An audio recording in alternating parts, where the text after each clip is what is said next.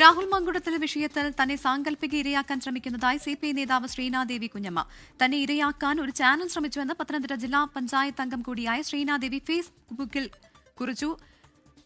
അതായത് പ്രഭിത, ഈ രാഹുൽ മാങ്കൂട്ടം വിഷയത്തിൽ സാങ്കല്പിക ഇരകളെ സൃഷ്ടിക്കാൻ ശ്രമിക്കുന്നുവെന്നാണ് ഈ ശ്രീനാദേവി കൊച്ചമ്മ ഇവർ പറയുന്നത്. അതായത് ഈ പത്തനംതിട്ടയിലെ CPIയുടെ ജില്ലാ പഞ്ചായത്ത് മെമ്പറും ഒപ്പം തന്നെ AYFന്റെ സംസ്ഥാന കമ്മിറ്റി അംഗവുമാണ് ശ്രീനാദേവി കുഞ്ഞമ്മ. ഇവരാണ് ഇത്തരത്തിൽ ഗുരുതര ആരോപണം സമൂഹ മാധ്യമങ്ങളുടെ ഇത്തരത്തിൽ ഉന്നയിക്കുന്നതെന്നതാണ് പ്രധാനപ്പെട്ട ഒരു വിഷയം.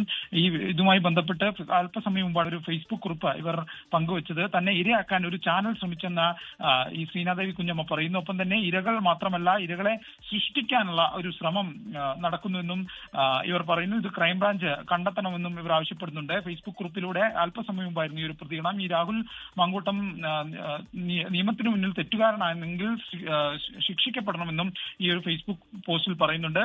പത്തനംതിട്ട ജില്ലയിലെ CPIയുടെ ജില്ലാ കമ്മിറ്റി അംഗവും AYFന്റെ സംസ്ഥാന കമ്മിറ്റി അംഗവുമാണ് ശ്രീനാദേവി കുഞ്ഞമ്മ.